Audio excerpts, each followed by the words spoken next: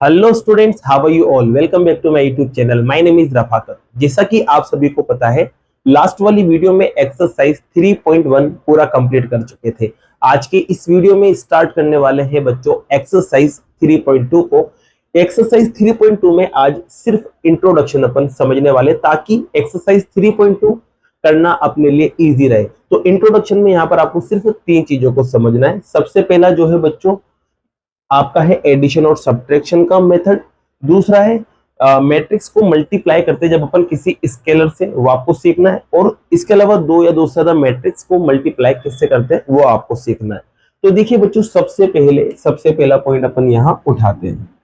इसमें लिखा हुआ है एडिशन और सब्ट्रैक्शन, मतलब प्लस और माइनस, यही आपको करना है। ठीक है बच्चों, तो ध्यान रखना इसके लिए एक कंडीशन होती है। जब भी आप दो मैट्रिक्स को या तो प्लस कर रहे हो या माइनस कर रहे हो, तो इसके लिए एक कंडीशन है, और वो कंडीशन ये है कि इनके जो ऑर्डर्स हैं, क्या है बच्चों, ऑर्डर्स किनके, दो मैट्रिक्स के या तीन मैट्रिक्स के, जितनी भी मैट्रिक्स को आप प्लस कर रहे हो उनके जो ऑर्डर है, वो ऑर्डर आपस में क्या होना चाहिए बच्चों, इक्वल होना चाहिए।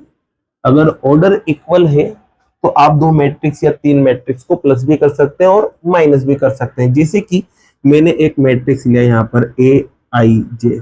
अब इसको ऑर्डर में ले लेता हूं, जैसे कि 2/3, ये मैंने ऑर्डर ले लिया। तो दूसरा मैट्रिक्स अब मुझे प्लस करना है इसके अंदर, जैसे कि दूसरा मैट्रिक्स भी जो मुझे प्लस करना है यहाँ पर, ये मान लेता हूँ BIJ। अब इसका ऑर्डर क्या होना चाहिए, तो इसका ऑर्डर भी क्या होना चाहिए बच्चों, 2/3 ही होना चाहिए, तभी जाके ये ऐड हो सकता है या माइनस हो सकता है। तो ये भी 2/3 को होना चाहिए। इसका मतलब दोनों के ऑर्डर जो है अगर वो सेम है तो आप उन मैट्रिक्स को प्लस कर सकते हैं या माइनस कर सकते हैं। और प्लस करने के लिए ध्यान रखना बच्चों, सिर्फ जो करस्पॉन्डिंग एलिमेंट्स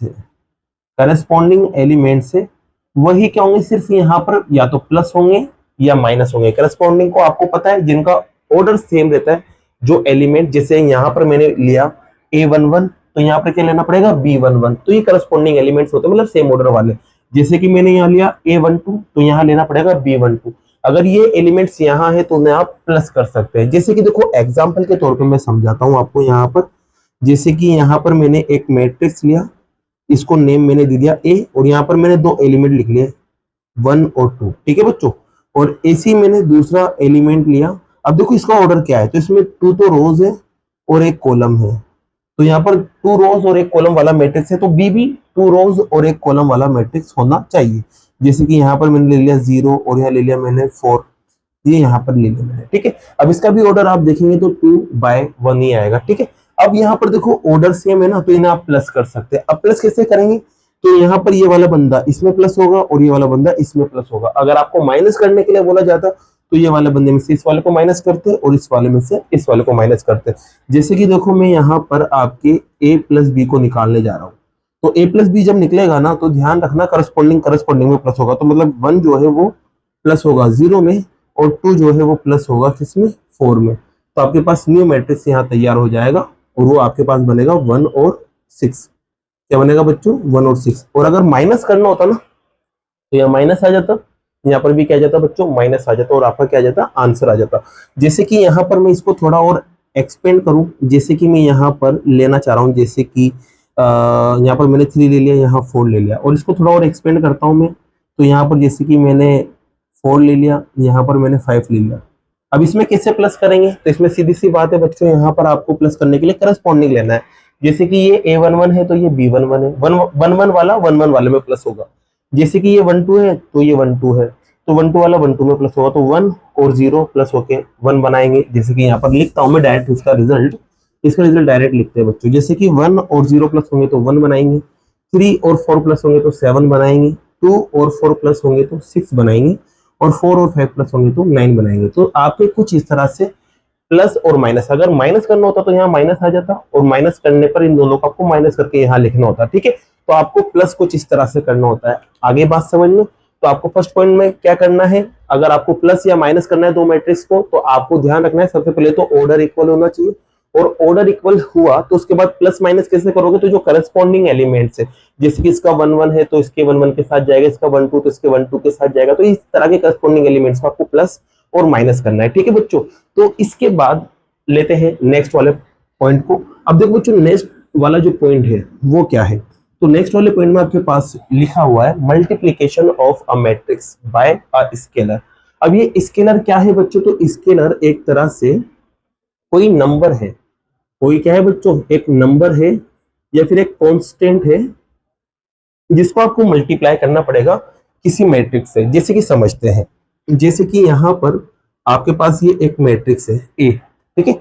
जैसे कि ये मैट्रिक्स है ए, इसको मैं मान लेता हूँ 1 2 3 और 4, ठीक है। अब मुझे क्या करना है? इस मैट्रिक्स को मल्टीप्लाई करना है किसी स्केलर से। स्केलर मतलब कोई सा भी नंबर हो सकता है। जैसे कि मेरे को यहाँ पर इस ए को मल्टीप्लाई करना है के से। अब ये के कोई सा भी कांस्टेंट हो सकता है, 1 2 3 4 -1 और -2 कुछ भी हो सकता है। तो इसको मल्टीप्लाई कैसे करेंगे, थोड़ा ध्यान से समझना।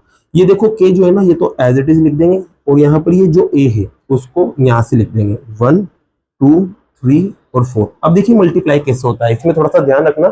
जब कोई स्केलर बाहर हो ना, तो ये अंदर मल्टीप्लाई होने जाता है, तो जितने भी एलिमेंट्स है सभी से मल्टीप्लाई होता है। यूं नहीं कि सिर्फ के को 1 से मल्टीप्लाई कर देंगे अपना काम हो जाएगा, या फिर के को 2 से मल्टीप्लाई कर देंगे काम हो जाएगा, ऐसा नहीं।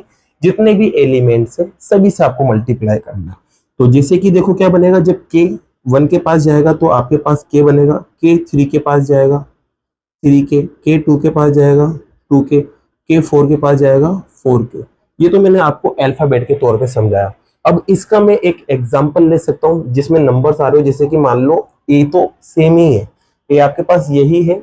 अब यहाँ पर मैं के ए निकाला था, अब के की जगह में कुछ फिक्स नंबर रखने वाला हूँ। फिक्स नंबर में जैसे कि मान लो मैंने 5 ले लिया और ये ए लिख दिया। अब ये 5 जो है वो एक तरह से स्केलर है, इसका मल्टीप्लाई कर रहे हैं अपन एक मैट्रिक्स जिसका नेम ए है।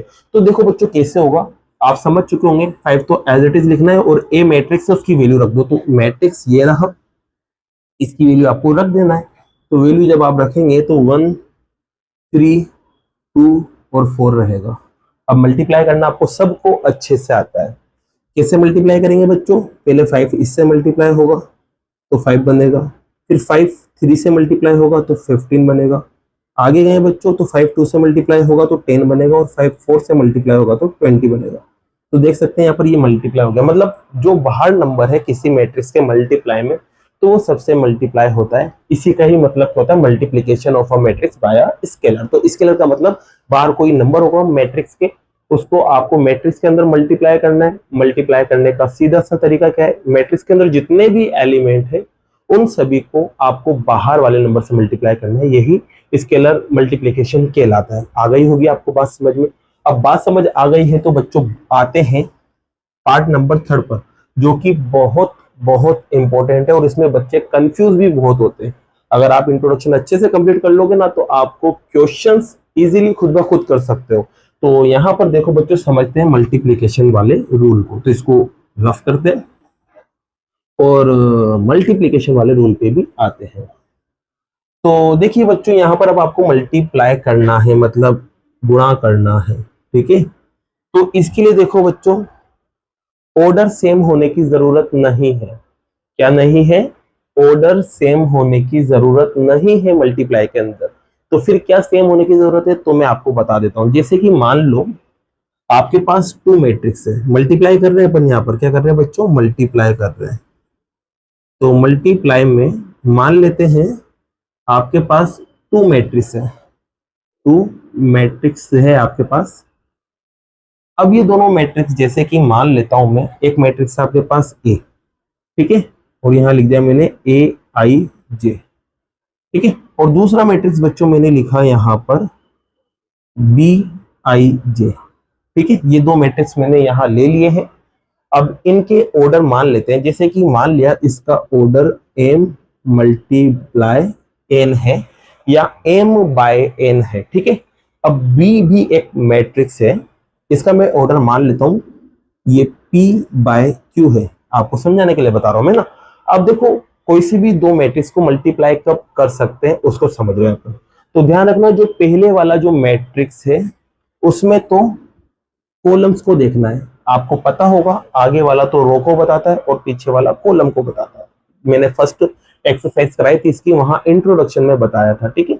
इसमें ये जो P है ये नंबर ऑफ रोज को बता रहा है और Q जो है वो नंबर ऑफ कॉलम को बता रहा है।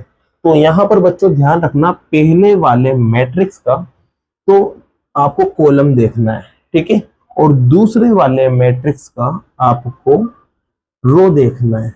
अब ये दोनों अगर आपस में इक्वल है, ये दोनों आपस में इक्वल है, मतलब इसकी वैल्यू और इसकी वैल्यू आपस में बराबर है, मतलब मैं यहां से देखूं एन और पी अगर बराबर है, एन क्या है तो आप बोल दोगे बच्चों number of columns in first matrix, और पी क्या है तो पी है number of row in second matrix, ये है ना, ये आपस में अगर इक्वल है तो इसका जो मल्टीप्लिकेशन है, जो मल्टीप्लिकेशन है वो क्या हो जाएगा बच्चों, पॉसिबल हो जाएगा, तो हो जाएगा पॉसिबल, अदरवाइज ये पॉसिबल नहीं हो सकता। बात समझ आ रही होगी, जैसे कि देखो मैं समझाता हूं और अच्छे से। मैंने एक एग्जांपल लिया, पहले अपन चेक करते हैं किस किसका मल्टीप्लिकेशन पॉसिबल और किस किसका मल्टीप्लिकेशन पॉसिबल नहीं है, फिर उसके बाद मल्टीप्लाई करना भी मैं आपको सिखाऊंगा। जैसे कि देखो बच्चों यहाँ पर मैंने एक मैट्रिक्स लिया, ये लिया मैंने 1 2 3 4, ठीक है, और एक और मैंने मैट्रिक्स लिया यहाँ पर, तो यहाँ मैट्रिक्स मैंने जैसे लिया 1 2, कॉमा नहीं लगता मैट्रिक्स के अंदर, थोड़ा ध्यान रखना, मेरे से गलती हो गई। अब देखो यहाँ पर इसका सबसे पहले ऑर्डर लिखते हैं, तो इसमें 2 ही रो है और 2 ही कॉलम है, तो इसका ऑर्डर आएगा 2 बाय 2, ठीक है। इसके अंदर गए तो इसके अंदर एक ही रो है और कॉलम कितने हैं, तो आप देखोगे इसमें कॉलम 3 है। अब मैंने क्या कहा था कि जो फर्स्ट मैट्रिक्स है इसके आपको देखना है नंबर ऑफ कॉलम, और दूसरे मैट्रिक्स से उसके देखना है नंबर ऑफ रो। क्या बताओ ये सेम आ रहे हैं, आप कहोगे सर ये 2 और 1 है, ये सेम नहीं है, क्या नहीं है, सेम नहीं है। तो इस वजह से बच्चों यहां पर ए और बी का मल्टीप्लिकेशन जो है, ए और बी का मल्टीप्लिकेशन जब आप निकालोगे तो ये क्या होगा, नॉट पॉसिबल, क्या होगा बच्चों, नॉट पॉसिबल। आ रही होगी बात समझ में। तो यहाँ पर ये दोनों सेम नहीं है, नंबर ऑफ कॉलम और नंबर ऑफ रो सेम नहीं है, तो ये पॉसिबल नहीं होगा। लेकिन अब इसमें देखो थोड़ा सा मैं चेंज करता हूं, जैसे कि देखो यहाँ पर मैंने लिखा है 1 2 3 और 4, ये लिख दिया बच्चों। अब इसका ऑर्डर सेम ही है 2 बाय 2। अब मैं यहाँ पर इसको मैं चेंज करने जा रहा हूँ, इसको देखो मैं थोड़ा सा चेंज करता हूँ, इसको मैं कुछ ऐसे लिखता हूँ बच्चों, जैसे कि मैंने लिखा 1 2 3 4 5 और 6 समझने के लिए ना। अब इसका ऑर्डर देखते हैं बच्चों, इसका ऑर्डर देखेंगे तो यहाँ पर 3 रोज आ रही है, ये लो 3 रो आ गई। कॉलम की बात करें तो कॉलम कितने आ रहे हैं, तो 2 कॉलम आ गए। अब आपसे कोई पूछे कि बताओ आप इन दोनों मैट्रिक्स को मल्टीप्लाई कर सकते हो या नहीं कर सकते हो, तो इसके लिए बच्चों सीधा सा है, आपको क्या करना है, इस वाले मैट्रिक्स के तो आपको कॉलम्स देखना है, तो इसमें कॉलम्स 3 आ रहे हैं, और दूसरे वाले मैट्रिक्स में आपको रोज देखना है, तो आप देखोगे इसके अंदर रोज कितनी आ रही है, 3 आ रही है। तो यहाँ पर नंबर ऑफ कॉलम्स और नंबर ऑफ रोज दोनों में 3 3 आ रहे हैं, मतलब दोनों इक्वल है, और दोनों इक्वल है तो मल्टीप्लिकेशन क्या हो जाएगा, पॉसिबल। तो यहाँ पर आप इन दोनों को क्या कर सकते हैं बच्चों, मल्टीप्लाई कर सकते हैं। आ गई होगी बात समझ में। तो अभी तो सिर्फ आपने ये सीखा कि मल्टीप्लिकेशन कब पॉसिबल है, कब उसे मल्टीप्लाई कर सकते हैं, तो ये तो आपको समझ आ गया होगा। अब बात करते हैं मल्टीप्लाई कैसे करें, तो उसके लिए भी अपन यहाँ एग्जाम्पल लेते हैं। तो बच्चों यहाँ पर कुछ एग्जाम्पल अपन लेने जा रहे हैं, जैसे कि मान लिया मैंने एक मैट्रिक्स है, ये मैट्रिक्स आपके पास है 2 बाय 2 का, और 2 बाय 2 में मैं ले लेता हूँ 1 2 3 और 4, ठीक है।